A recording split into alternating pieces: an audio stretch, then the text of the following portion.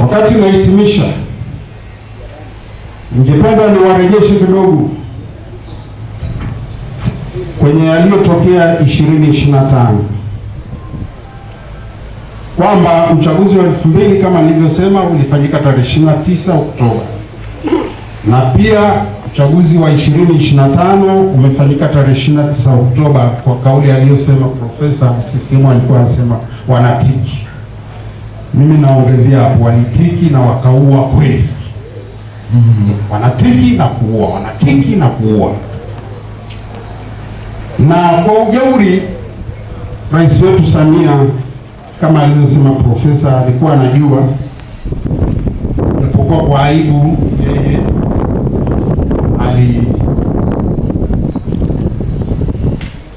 alitoa pole kwa wafiwa, lakini hiyo haiwezi kusafisha damu za watu wengi waliouawa na waliojeruhiwa.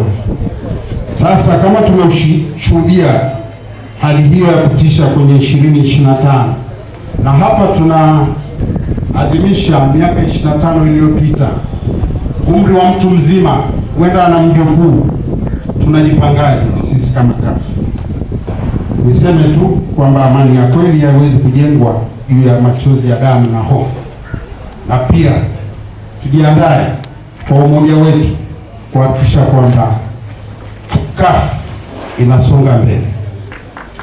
Lakini pia ni nukuu dondoo mojawapo ya Mahakama Kuu ya Tanzania wakati inatoa tafsiri ya haki ya vyama vya siasa kufanya maandamano na mikutano ya hadhara chini ya Political Parties Act number 5 and Police Force Ordinance ya mwaka 1953 zinazokitaka chama cha siasa kuomba kibali cha polisi kabla ya kufanya hivyo.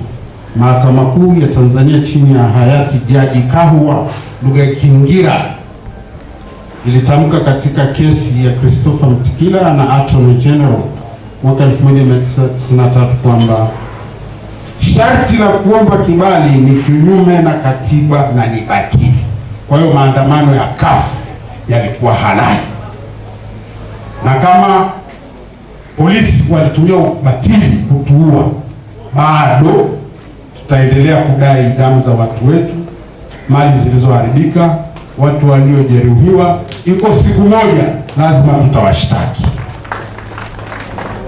Hata hivyo, ufafanuzi huo pia ulitolewa na Jaji Mkuu wa Tanzania Mheshimiwa Barnabas Samata alipohutubia semina ya wabunge kwamba polisi hawana uwezo wa kisheria wa kuvizuia vyama vya siasa haki yao ya kikatiba na kisheria ya kuandamana na kufanya mikutano ya hadhara. Kwa hiyo mikutano ya hadhara, kuandamana, ruksa. Hao waliotuua 2001 bado sisi tutaenda kuwadai na kuwashtaki panapohusika.